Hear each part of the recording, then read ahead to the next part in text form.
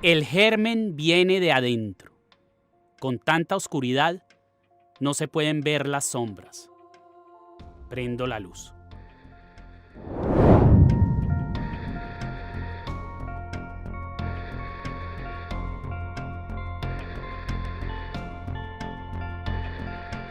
La matazón contemporánea en el departamento de Antioquia empieza con las bandas paramilitares y de limpieza social, que, junto al clan de los Ochoa, los hermanos Castaño y algunos capos del cartel de Medellín, organiza uno de los grandes amigos de los Uribe Vélez, el ex senador Luis Carlos Garcés Soto, apoyado por los primos hermanos de Álvaro Uribe, Carlos Alberto Vélez Ochoa, Juan Diego Vélez Ochoa, Mario Vélez Ochoa, descendientes directos de aquel patriarca ancestral de la mafia colombiana que tanto quería, Fabio Ochoa. Vuélvase un poquito más guapito. De allí nacen grupos como el MAS, los Cerres y los Escopeteros, responsables de la muerte de cientos de campesinos que para aquella época empezaban a dejar tirados por las carreteras las camionetas de los grandes ganaderos que no querían reclamos salariales, ni drogadictos, ni prostitutas decorando las calles del pueblo. Además, todos esos señores dueños de vastos territorios guardaban compostura ante Dios y se acostaban temprano. Por esa razón, a quien saliera a las calles después de las 11 de la noche, lo mandaban a dormir a machetazos o de un tiro a media frente. Los desaparecidos estudiantes Alarcón y Monsalve no han aparecido hasta esta fecha. Y la historia de estos desaparecidos se refiere a que iban caminando, tocando guitarra por una carretera en la región del sur, oeste de Medellín. Los cogió la policía.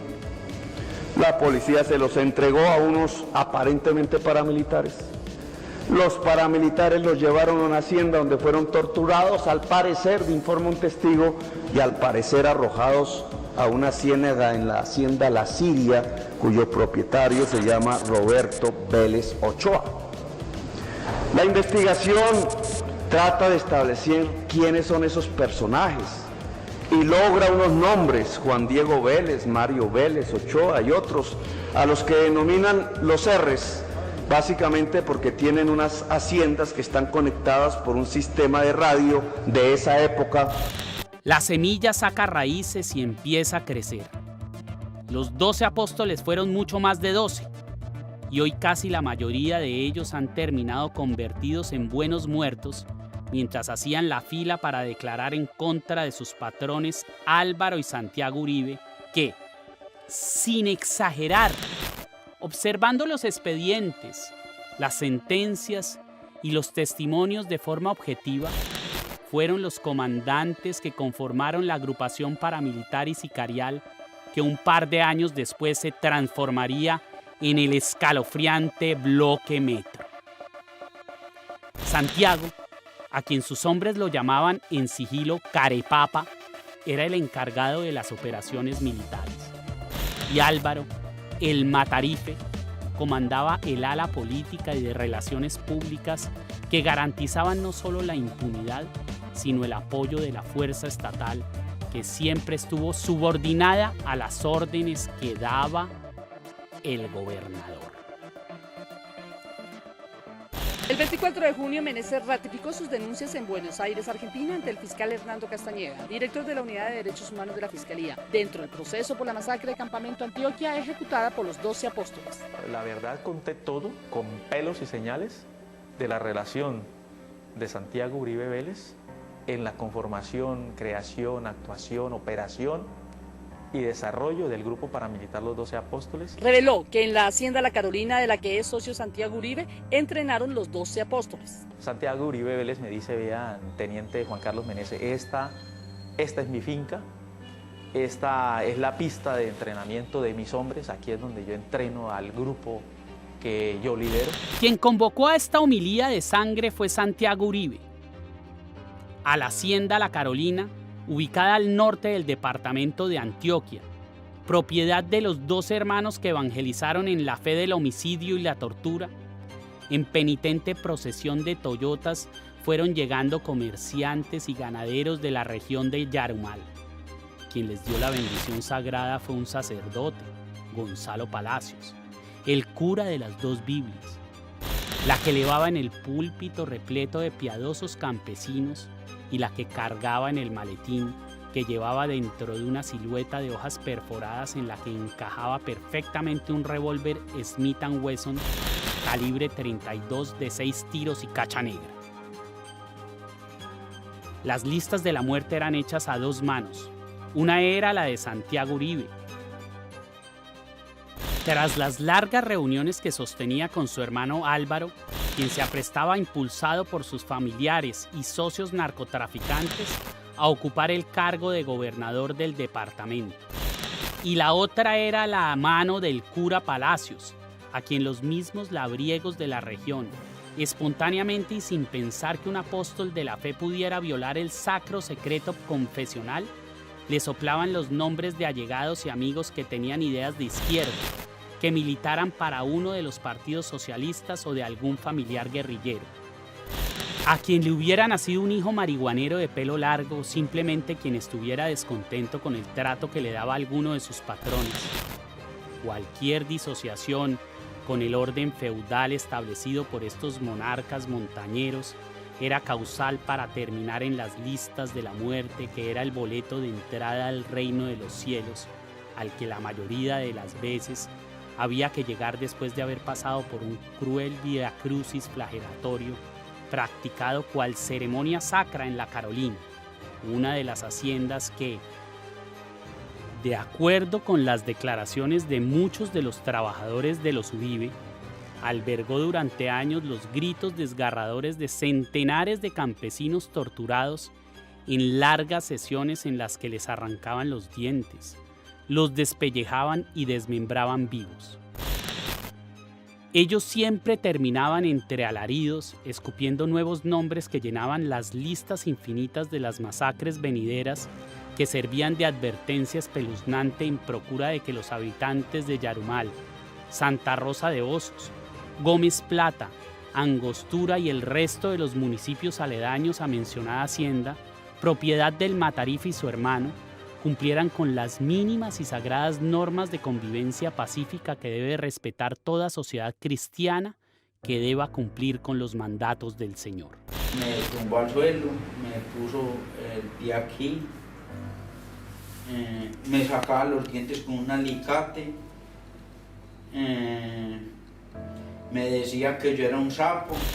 Bajo el amparo directo de Álvaro Uribe Vélez, todo era ejecutado en coordinación con la 4ª Brigada del Ejército, el Batallón Pedronel Ospina y la Policía de Yarumal, comandada por Pedro Benavides y Juan Carlos Meneses, quienes en declaraciones e interceptaciones revestidas de legalidad se indican de la autoría de todos los crímenes al Matarife y a su hermano. La voz de estos dos funcionarios del orden se suma a la de los testimonios bajo juramento de varios oficiales y suboficiales que participaron de las masacres, y a otras interceptaciones de sus teléfonos móviles realizadas 20 años después de ocurridas. Yo tengo una grabación, un CD de audio donde hay una conversación directa con el coronel Pedro Manuel Benavides Rivera, donde él en esa grabación manifiesta que ha recibido dinero de Santiago Uribe Vélez para permitir que el grupo que lideraba Santiago Uribe Vélez pudiera trabajar o pudiera cometer sus actos en la jurisdicción de ellos.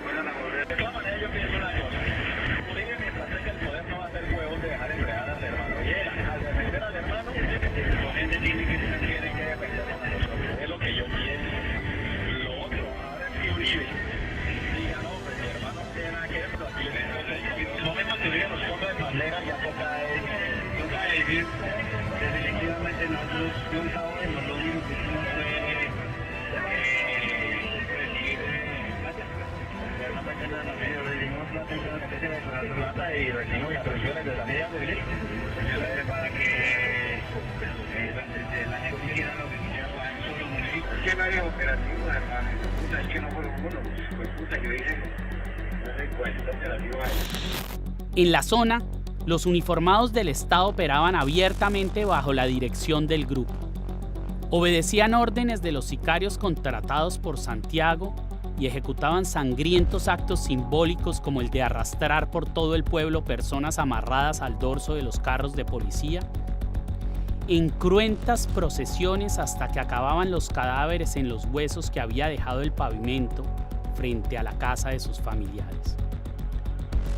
Las masacres de los apóstoles se cuentan por decenas.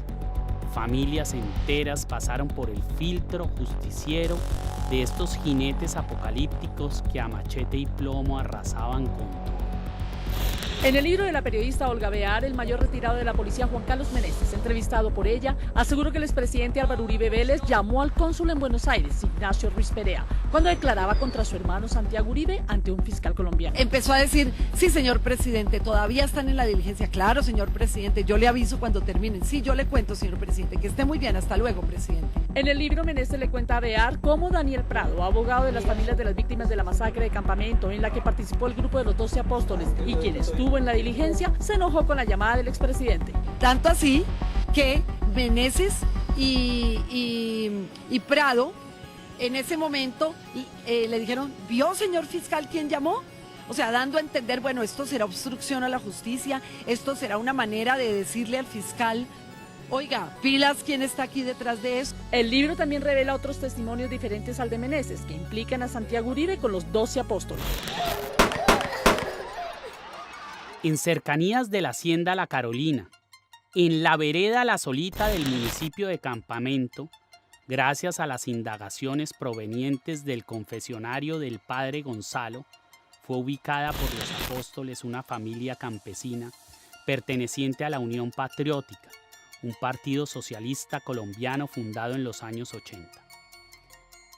En la humilde casa rural habitaban 3 hombres y 2 mujeres, también 4 niños, Yoli y Milena, de 8 y 11 años, que fueron acribilladas frente a sus padres, quienes también murieron en la masacre.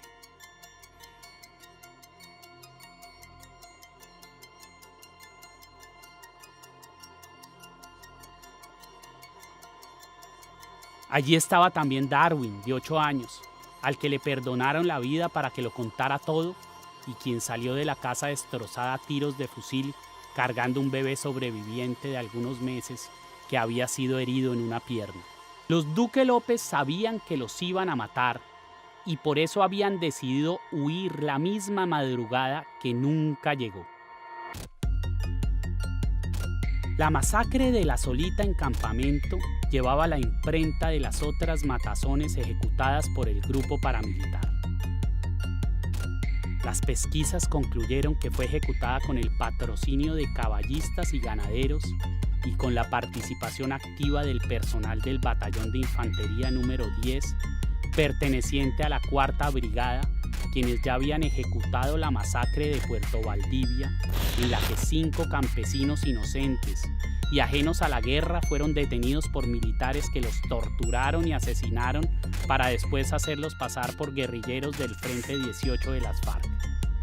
Este tipo de actuaciones de las Fuerzas Armadas terminaría, con el paso de los años, convirtiéndose en una perversa política de Estado que bajo el gobierno del Matarife llevaría a la muerte a miles de jóvenes humildes, capturados ilegalmente por el ejército y asesinados a sangre fría para ser presentados como guerrilleros muertos en combate. Estos asesinatos cumplían con la única finalidad de elevar las cifras requeridas para hacer ver la llamada seguridad democrática del gobierno de Álvaro Uribe como un éxito rotundo de la lucha antisubversiva. Uribe se negó a reconocer que fueron falsos positivos que hicieron parte de una política de Estado llamada seguridad democrática. Él dijo que pues realmente no lo podía hacer. El texto redactado por el propio expresidente y leído ante los periodistas fue discutido durante 1 hora. Él no quería mencionar el nombre de los hijos de las madres de Soacha asesinados. Entre ellos un menor de edad y un joven con discapacidad mental. Él no acepta que más allá de las 18 víctimas de Soacha, hubo miles de madres que perdieron a sus hijos de la misma manera, que fueron masacrados y presentados como guerrilleros dados de baja en combate. Álvaro Uribe está denunciado por injuria y calumnia, luego de que este publicara un tuit el 25 de junio de 2015, en el que manifestó que algunas madres le confesaron que sus hijos estaban involucrados en actividades ilegales. Acepto que este tuit ofende a las madres de Soacha y afecta la memoria de sus hijos asesinados. Me retracto además porque lo que escribí no me consta en nada diferente a lo que escuché. Por la masacre de Puerto Valdivia fueron capturados en su momento los capitanes José Castañeda Rubiano y Ricardo Rodríguez Aguirre, el subteniente Juan José Barriga, los sargentos Iván Barriga, Hugo Sarmiento y Luis Álvarez. Nadie podría creer que después de los 12 apóstoles le ocurriría una tragedia peor a la ruralidad antioqueña. Se equivocaban. Un monstruo gigantesco, aún más despiadado y deforme, con la mente achicharrada de odio y el alma fétida, llegaría a la región. Engendrado y alimentado por el honorable gobernador de Antioquia y sus apóstoles, el bloque metro cobraría vida para arrasar con la existencia de miles de personas. Con él llegaría Doble Cero, el comandante designado por el Matarife, a quien Monsalve le cumplía las órdenes. Sí, Monsalve. Juan Guillermo Monsalve, el ex paramilitar hijo del capataz de la hacienda Guacharacas, que se sentó en la cárcel La Picota 20 años después de haber militado en las Autodefensas Unidas de Colombia, aquel 22 de febrero de 2018, con Diego Cadena, el abogánster de Álvaro Uribe Vélez.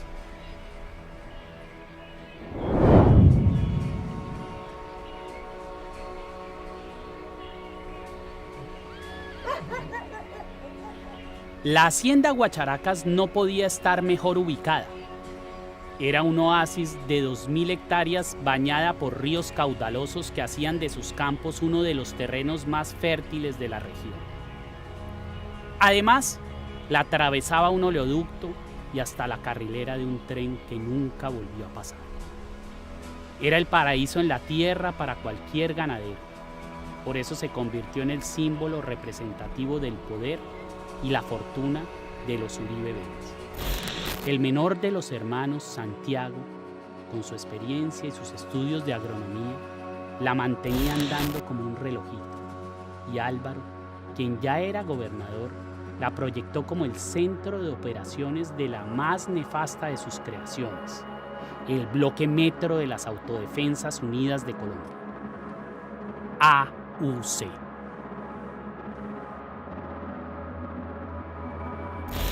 Allí en Guacharacas, en los 80, fue donde el papá de Uribe Vélez vio por última vez la vida después de que Gacha, el mexicano, le mandó a cobrar con plomo la coca que se le había robado.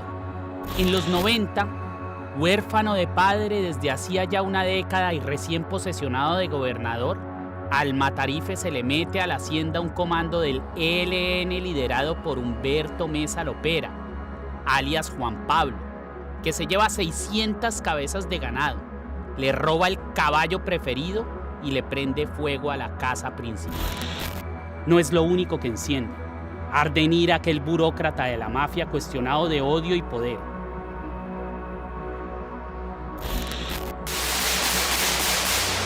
Esa es la gasolina que lo quema todo y allí empieza la historia del bloque que fundan 3 clanes de hermanos responsables del mayor número de asesinatos y masacres en el departamento de Antioquia. Santiago y Álvaro Uribe Vélez, Luis Alberto y Juan Guillermo Villegas, y Pedro David y Santiago Gallón Henao. Todos terratenientes, propietarios de vastas extensiones, ganaderos, caballistas, asesinos, narcotraficantes, paramilitares, contrabandistas y ladrones de gasolina.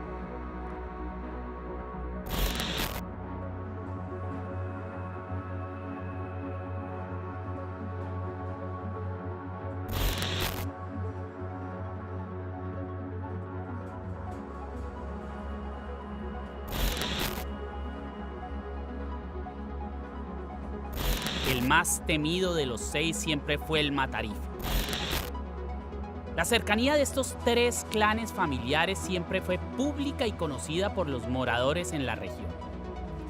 De la amistad férrea de este triángulo simbiótico de abolengos criminales, dan fe no solo los documentos y las voces de los procesos judiciales, sino la propia del presidente Uribe, que cuando ya tenía la corte encima fue interceptado hablando con Juan Guillermo Villegas como lo haría cualquier capo de comuna.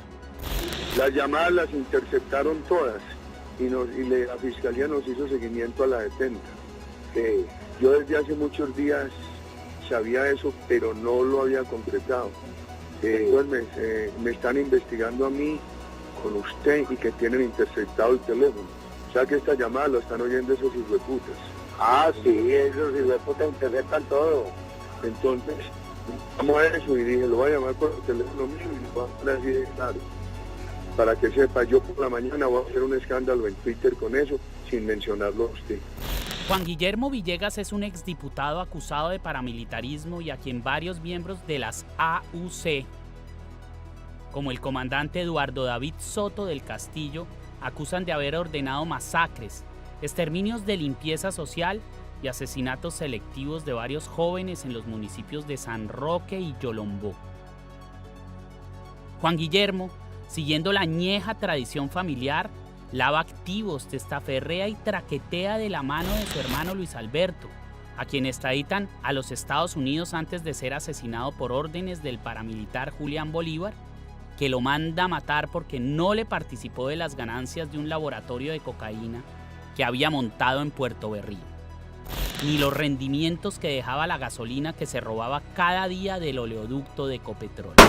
Mal haríamos en decirles buenas tardes. Otra vez Colombia se llena de vergüenza. Andrés Escobar, jugador de la Selección Colombia, fue cobardemente asesinado en Medellín. 12 disparos cegaron la vida de un hombre que se entregó entero por representar al país con dignidad. Los asesinos, después de cada disparo, lo insultaban y le gritaban golazo. Por Dios, ¿qué locura es esta? Se dirigió al parqueadero por su carro, cuando 2 hombres y una mujer lo alcanzaron y comenzaron a recriminarle por el autogol en el Mundial contra la selección de los Estados Unidos. En este preciso lugar tenía estacionado Andrés Escobar su vehículo. Fue en este mismo sitio donde cayó. Andrés era un hombre entregado al deporte. Todos los comentaristas coincidieron en que el autogol, por Dios, en el partido contra Estados Unidos fue un accidente lamentable. Tenía toda una vida por delante, un futuro prometedor que le acabaron esta madrugada a tiros.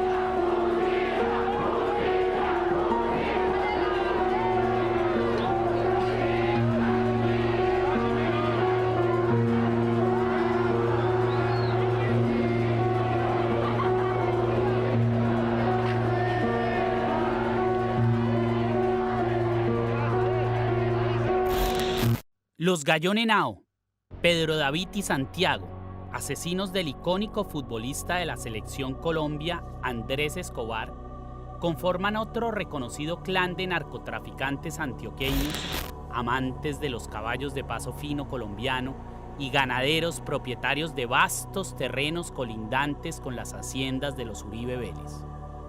Santiago, otro que también fue extraditado, aceptó ante las autoridades haber sido financiador del paramilitarismo y terminó junto con su hermano, reportado en la lista Clinton por sus relaciones comerciales con la oficina de Envigado, el residuo sicarial del cartel de Medellín que me sentenció a muerte y que me tiene aguantando frío en estas tierras tan lejanas. Hoy la policía ubicó un gigantesco arsenal de la llamada Oficina de Envigado, una organización delincuencial que viene desde la época de Pablo Escobar. Una operación de la DIJÍN y la policía de Medellín puso al descubierto un poderoso arsenal con el que aún estaban aterrorizando a la capital antioqueña sicarios de la llamada Oficina de Envigado. Además de las armas largas, también fueron encontradas una ametralladora, un lanzagranadas, más de un centenar de estos explosivos y 5.000 cartuchos para fusiles. Precisamente Santiago Gallón fue premiado por el Matarife, que de presidente lo benefició a través de la sociedad Claman S.A., con una suma millonaria del programa Agroingreso Seguro, el robo estatal ejecutado por el ministro de Agricultura Andrés Felipe Arias, hoy preso en el cómodo Hotel del Ejército, en el que purgan las penas varios empleados del Matarife. En Colombia se invierten las leyes y las políticas sociales, y así como los narcotraficantes y asesinos tienen a la policía de guardaespaldas, el dinero de los programas agrícolas destinados a ayudar a los campesinos se lo entregan a los genocidas que los asesinan. Como mero ejemplo venidero, solo hay que observar vínculos existentes entre las familias involucradas en el escándalo de Agroingreso con los jefes paramilitares que azotaron el país. Allí están los Lacouture, los Noguera, los Dávila, y por supuesto los Araujo, que a través del senador Fernando Nicolás llegaron a proponer desde el Congreso revivir a perpetuidad el programa fraudulento que ya había sido enterrado. La hermandad y amistad perpetua con estas dos familias mafiosas ha sido negado por el Matarife, a pesar de las declaraciones bajo juramento que han hecho decenas de paramilitares, como John Freddy González alias Rosco, Ever Velosa, alias HH, y Julio César Acosta, que acompañan en la consistencia y coherencia de sus testimonios a Pablo Hernán Sierra, a Juan Guillermo Monsalve y al buen muerto Carlos Areiza. Álvaro Uribe Vélez es un genocida de cara dura si se tiene en cuenta que existen escrituras y contratos públicos que dan fe de los negocios inmobiliarios y corporativos de todo tipo que han hecho entre sí a lo largo de los años estos tres carteles familiares. El negocio más simbólico de todos y aquel que nos interesa por ahora fue el de la sociedad Uribe Vélez Asociados Limitada con Ganados del Norte S.A. en julio de 1996, cuando, precisamente en plena ejecución del genocidio rural ordenado desde la gobernación de Antioquia, esta empresa ganadera, cuya representación legal era ejercida por Gallón Henao, compra la mitad de la mítica hacienda Guacharacas, precisamente aquella en la que la guerrilla le robó el caballo adorado al Matarife y en la que le mató al papá. Allí, en esa hacienda descomunal, la peligrosa pandilla de criminales, conformada por estos 6 hermanos, fundaría el Bloque Metro.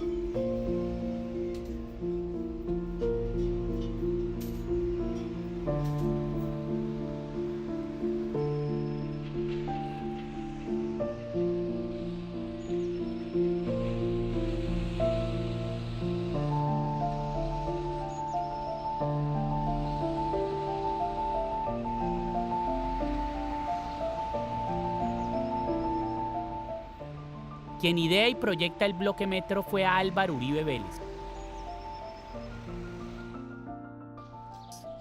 El vendaval empieza a coger fuerza tras el segundo atentado a Guacharacas. Hacía un par de días había sido nombrado gobernador. Tenía tierras, dinero y poder. El resto también lo tenía. Las armas del ejército y las que ya tenían esos apóstoles que comandaba su hermano Santiago. Los Villegas y los Gayón le consiguieron otro inmenso arsenal. Tenía todo para librar la guerra que llevaba más de una década queriendo iniciar.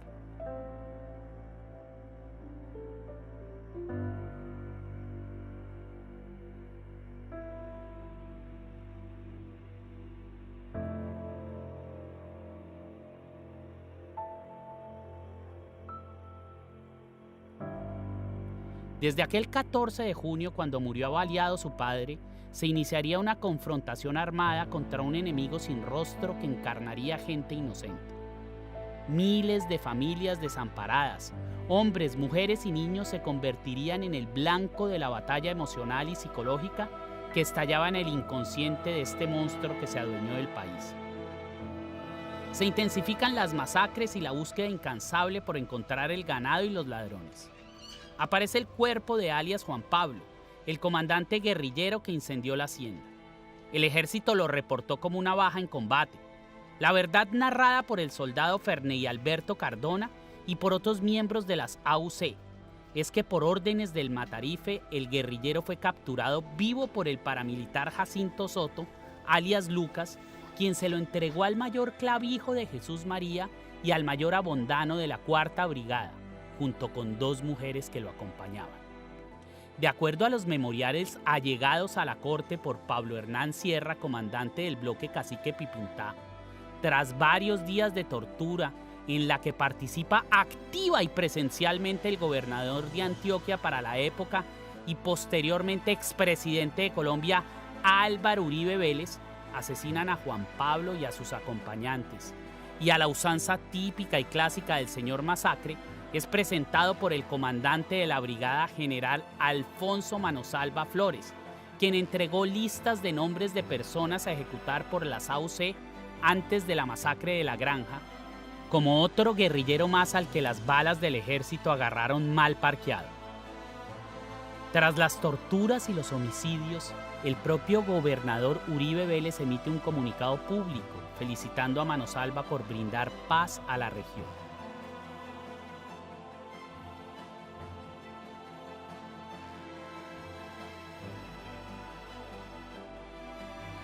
Esa es la paz que con olor a mortecino llega de Guacharacas. La obsesión de Uribe fue matar a Juan Pablo. Entonces por Juan Pablo dan una recompensa. Juan Pablo lo tuvieron amarrado en el oriente antioqueño, en una finca que queda entre La Unión y La Ceja. Allá lo tuvieron amarrado y como narro pues la historia de que Uribe estuvo presente allá y que le pegó en la cara a ese guerrillero. John Jairo Mejía, alias Filo, trabajador de la mencionada hacienda y primer comandante del bloque paramilitar negro, recibe la orden de reclutar 35 hombres que serían la primera escuadra del bloque. El posterior asesinato de alias Filo por parte de las directivas del bloque, es decir, los Uribe, los Gayón y los Villegas, obedece a la postulación como comandante de Carlos Mauricio García, alias Doble Cero, por parte del gobernador de Antioquia, a quien, por ser uno de sus amigos entrañables, el Matarife conocía muy bien y por eso sabía lo que era capaz de hacer.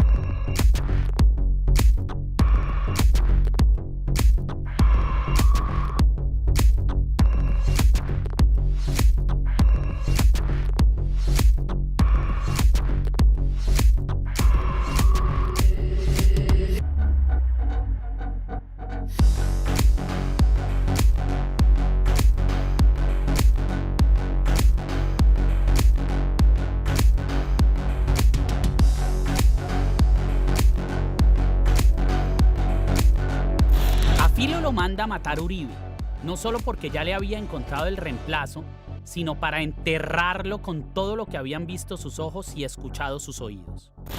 El comandante paramilitar llevó la crueldad genocida al punto que solo puede llegar un hombre que obra de acuerdo con la imposición de una creencia ideológica férrea e inquebrantable. La sociopatía del extremista mesiánico había permeado su mente, deslinderando totalmente su psiquis. Y esto fue lo que tuvo en cuenta el Matarife para llevarlo a liderar los millares de hombres formados y que, entrenados por el mismo Doble Cero, enseñaron y adiestraron a cientos de combatientes en el arte de matar a lo paraco, como lo expresó Francisco Villalba, ese otro buen muerto que también lo sabía todo, en una de sus crudas y descarnadas declaraciones bajo juramento ante las autoridades. Villalba se graduó con honores de una de las escuelas de entrenamiento militar fundadas por Doble Cero. En esas instituciones del terror, los profesores, además de paramilitares, eran oficiales y suboficiales del ejército. Después de su instrucción, Francisco Villalba fue nombrado profesor de descuartizadores de las Autodefensas Unidas de Colombia.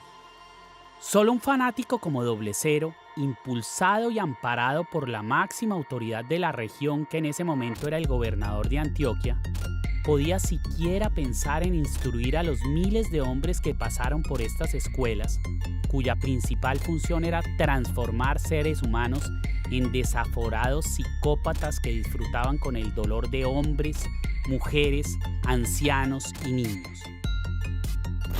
Doble Cero era un epiléptico que durante toda su vida escondió la enfermedad, consagrándose al ejercicio físico y al estudio de la filosofía fascista. Descendiente de generales y senadores antioqueños, nieto de un reconocido académico de raigambre conservadora, fundador de la Universidad Clerical y Oscurantista La Gran Colombia, se formó como militar y llegó a ser teniente del ejército, al que decidió renunciar cuando el gobierno decretó un cese al fuego con la guerrilla. Siempre creyó que nada era suficiente para librar la lucha contra insurgente. Para Doble Cero, todo campesino era un potencial colaborador de la guerrilla y por eso se empeñó en hacerlos hablar. Los expedientes y fallos de la justicia colombiana narran que empezó capturando supuestos colaboradores de la guerrilla en varias de sus propiedades, en las que, después de torturarlos, los tiraba amarrados de manos y pies a la piscina o los metía a una tina en la que los chamuscaba prendiéndola con un par de cables eléctricos. Tenía una afición: coleccionaba las cédulas de sus víctimas. Según las declaraciones de algunos de sus hombres, a ufanarse de tener más de 12.000. Los integrantes del bloque Metro se convirtieron en el tentáculo de sus neuronas enfermas y para eso necesitaban capacitación. Villalba y otros de sus discípulos narran cómo recogían hombres, mujeres y menores de edad al azar en los caminos de las veredas. Los subían en camionetas y los trasladaban a las escuelas milicianas. Allí los dejaban sin comer durante varios días para que tuvieran el estómago desocupado. Después venía lo que llamaba la instrucción de coraje, en la que a los jóvenes alumnos, muchos de ellos adolescentes provenientes de las comunas de Medellín, les enseñaban entre gritos de dolor cómo descuartizar viva a una persona con machete y motosierra. Aquellos insumos humanos eran obligados a salir en interiores para ser rebanados vivos lenta y progresivamente, como si fuera una clase de anatomía, desde sus manos y pies hasta cortarles la cabeza. Finalmente, les enseñaban cómo abrirlos desde el pecho hasta la cintura para sacarles las costillas y los intestinos y así facilitar el proceso de desaparición de los cuerpos, que terminaban en los ríos o arrumados en fosas comunes cavadas por estos aprendices del horror. Hubo algunos jóvenes que no pudieron con el entrenamiento. A algunos les tembló mucho la mano cuando prendieron la motosierra frente a una mujer que bien podía ser su mamá. Ellos, los indecisos, eran también aprovechados para el entrenamiento. Si usted no sirve para matar, sirve para que lo maten. Era la proclama que implantó Doble Cero en las escuelas y en ese momento el alumno era prendido por sus compañeros que tenían la obligación de iniciar la tarea con él. Es por eso que en Colombia, especialmente en las zonas donde operó el bloque Metro, varios de los familiares dolientes de estos cruentos asesinatos no han podido enterrar a sus hijos, padres, abuelos y hermanos desaparecidos. Doble Cero estaba convencido de la legitimidad de su causa. Siempre renegó del narcotráfico y por eso terminó enfrentado con Don Berna, Julián Bolívar y con su amigo y mentor el capo de capos Álvaro Uribe Vélez, pues jamás estuvo de acuerdo con la entrega de armas por parte de las autodefensas. Tras la ley que les diseñó a la medida el Matarife, después de hacerse a la presidencia de la República.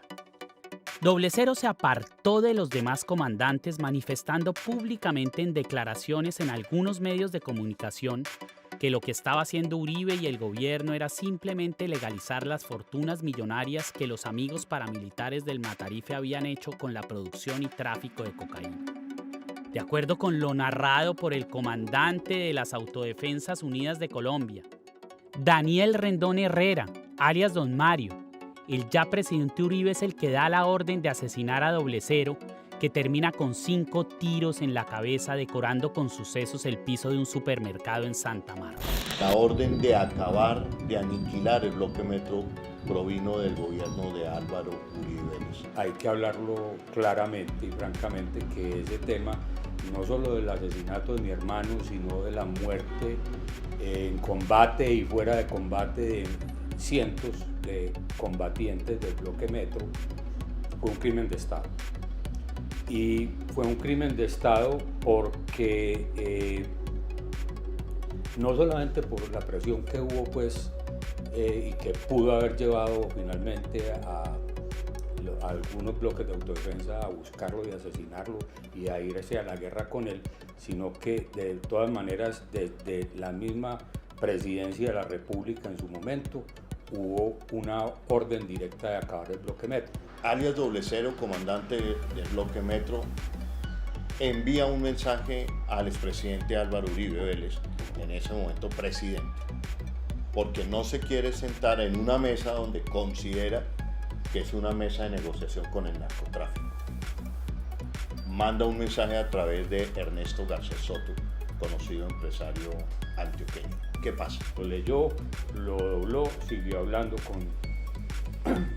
con Ernesto, de pronto volvió a coger el papel y lo volvió a leer, agarró el teléfono que tenía a la mano, llamó a una persona, le comunicaron al general Campo, que era el comandante de la policía, que había vuelto, ya había salido de la policía y lo volvió a llevar. Le comunicaron al general Campo y después de un cruce de algunas palabras le dijo: general Campo, ¿usted se acuerda de este grupo así, así, así, que tienen por allá en el nordeste antioqueño, por donde mi papá tenía la finca? Y el otro le contestó seguramente sí. La orden expresa la dio en ese momento Álvaro Uribe: hágame el favor y los acaba. Y le colgó el teléfono y siguió hablando con Ernesto Garcés. Doble Cero recibió en sus filas a Guacharaco. Así le decían a Juan Guillermo Monsalve, el hijo del capataz de la hacienda Guacharacas, al que Uribe educó desde niño en la criminalidad y quien se negó a retractarse de los señalamientos que había hecho sobre el expresidente. Monsalve ya había dicho ante la corte lo que dijeron todos, que el Matarife era el amo y señor del bloque Metro, autor intelectual de masacres y asesinatos, quien puso a Filo y a Doble Cero a mandar, y que el Matarife además era socio en el paramilitarismo, el narcotráfico y el hurto de gasolina con los Villegas y los Gallón Henao. Monsalve no quiso retractarse, todo lo contrario, le pidió a su esposa que le comprara un reloj chino de $20 que tenía una cámara diminuta incorporada, y con ese aparato, el jueves 22 de febrero de 2018, grabó al abogánster Diego Cadena de visita en la cárcel La Picota mientras trataba de sobornarlo para que dijera mentiras sobre el senador Iván Cepeda. Eso es muy fácil. Resulta que cuando ya este señor Hatcher le dice que hay que hacer toda esa parte, que mire, que declare a favor del expresidente Álvaro Uribe y que él necesita que le colabore con eso, que mire que Uribe, lo que ustedes ya saben, que Uribe le va a ayudar, que Uribe lo va a poner, que Uribe no lo va a abandonar y que hable mal del doctor Iván Cepeda. Él sabe que le van a mandar un abogado para hablar con él del expresidente Uribe. Entonces él me manifiesta esa información. Yo compro el reloj no lo compró ni Santos, como alguna vez dijo el señor Uribe, no lo compró una tercera persona, lo compré con mi plata. Usted mira en internet una página y ahí aparecen objetos de vigilancia, se compró. De hecho, lo llevaron a mi oficina, me lo entregaron y yo llamé al doctor Héctor Romero. Yo lo llamé y le dije, necesito que usted hable con Juan, vaya hasta la cárcel y por favor le entrego ese reloj para que usted se lo lleve y se lo entregue inmediatamente. Esta información llegó a Gonzalo Guillén, uno de los pocos periodistas que en Colombia podía atreverse a publicar una noticia como esas. El abogado de Álvaro Uribe Vélez en vivo y en directo sobornaba a un testigo por orden de su cliente, tal y como quedaría evidenciado en interceptaciones telefónicas a reclusos, a Cadena y al mismo Uribe. Yo digo eso, pero lo que yo digo es preciso y disculpa. Si no, yo vengo mañana, porque mañana la primera hora de este curso. Yo vengo a hacer horas de El expresidente de Colombia, Álvaro Uribe, está en arresto domiciliario por una orden de la Corte Suprema de Justicia. Es histórico, en primer lugar, porque es la primera vez en la historia que una corte dicta este tipo de medidas para un expresidente en Colombia. Y en segundo lugar, porque este expresidente en cuestión es nada más y nada menos que Álvaro Uribe Vélez. Y entonces esa tarde del 4 de agosto de 2020 recibí una llamada de WhatsApp proveniente del celular de Gonzalo.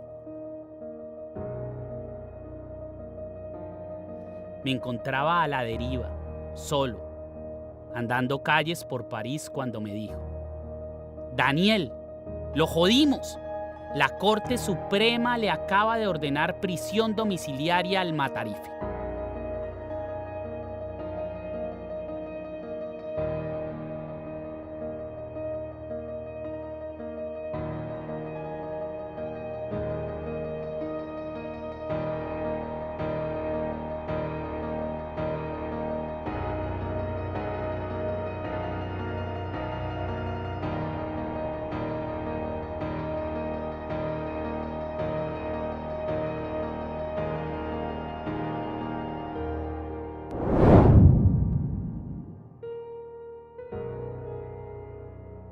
Bajo todo este argumento probatorio que se ha investigado durante 40 años, sustento mi afirmación cuando digo que Álvaro Uribe está rodeado de cocaína, porque en realidad es así.